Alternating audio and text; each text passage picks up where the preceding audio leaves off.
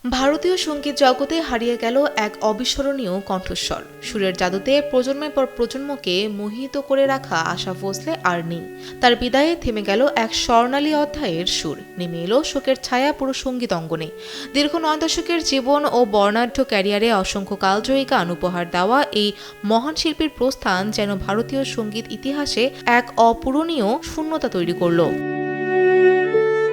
হাসপাতাল সূত্রে জানা গেছে, গত কয়েক মাস ধরে বার্ধক্যজনিত অসুস্থতায় ভুগছিলেন এই শিল্পী। শনিবার রাতে শারীরিক অবস্থার অবনতি হলে তাকে হাসপাতালের আইসিইউতে স্থানান্তর করা হয়। রোববার দুপুরে তার ছেলে আনন্দ ভোসলে এই বরেণ্য শিল্পীর মৃত্যুর খবর নিশ্চিত করেন। সোমবার তার শেষকৃত্য সম্পন্ন হবে। প্রয়াত আশা ভোসলে আচমকা অসুস্থ হয়ে পড়ায় সঙ্গীত শিল্পীকে ভর্তি করানো হয়েছিল হাসপাতালে।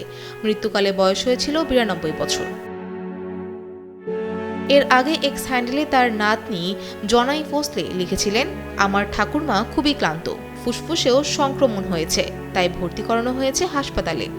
সবাইকে অনুরোধ, দয়া করে আপাতত আমাদের একা ছেড়ে দিন, আমাদের গোপনীয়তাকে সম্মান দিন।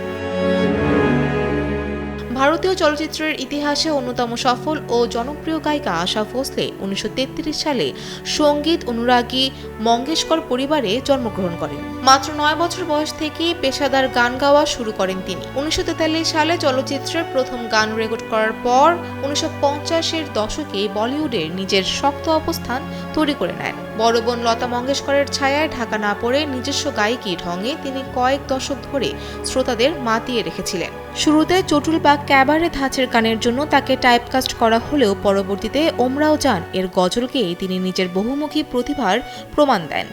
দীর্ঘ ক্যারিয়ারে তিনি 7 বার ফিল্মফেয়ার সেরা নেপথ্য গায়িকার পুরস্কার এবং 2 বার জাতীয় চলচ্চিত্র পুরস্কার অর্জন করেন। ওমরাও জান ছবির দিল চিজ ক্যা হে এবং ইজাজত ছবির মেরা কুছ সামান গানের জন্য তিনি জাতীয় স্বীকৃতি লাভ করেন।